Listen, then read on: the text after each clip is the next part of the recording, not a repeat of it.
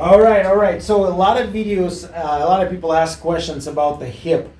So first of all, you need to learn how to measure if the hip is out. It's not leveled.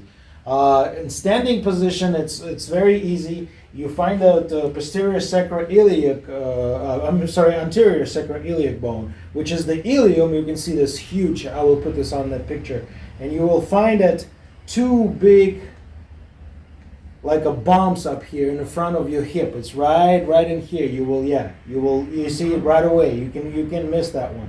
And now you're gonna slide your thumbs like this down, and you feel that groove. This is how you measure it. You don't measure on that bumpy place. You go down, and that's what the spot is. And if it's uneven, let's see.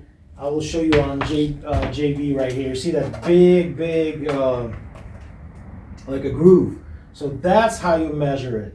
And actually, JB is the left one is higher. So what's that mean? It could be that mean this ilium, if this is one is higher, it could be rotated forward this way, or that one rotated forward. Also, it can be open to the side, which is really rarely cases. Most it's a rotation. It's anterior tilt or forward tilt. Or back tilt. Also, it's on level foot. It could be the one of those. So how to find on the person? So go ahead, come up here. Make sure the person stay in the same smooth area.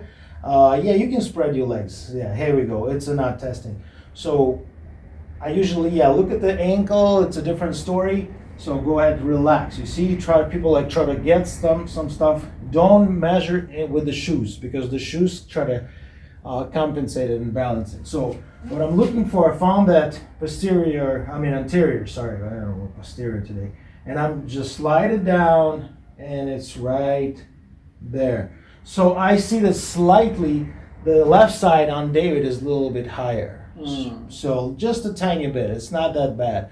So people say, so what's up? Like, well, what's gonna happen? It's gonna happen if you're gonna keep walking like that or keep sitting. This ilium is gonna be, like I said, tilted more up.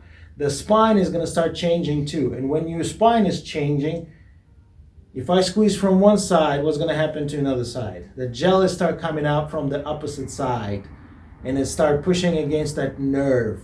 And when you're young, it just push a nerve. You're gonna feel it. When the gel is going to be gone completely, it's going to be bone to bone, and it's going to be more painful. So you have to pay attention to that.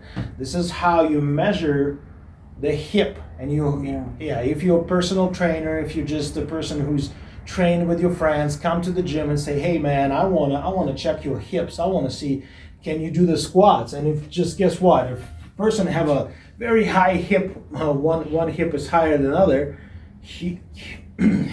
can he do squats? I don't think so, because he put too much pressure on that spine. Is going to create more damage. And I see young kids, young people coming with the lower back pain. They're like 21 years old and pain already. Not good.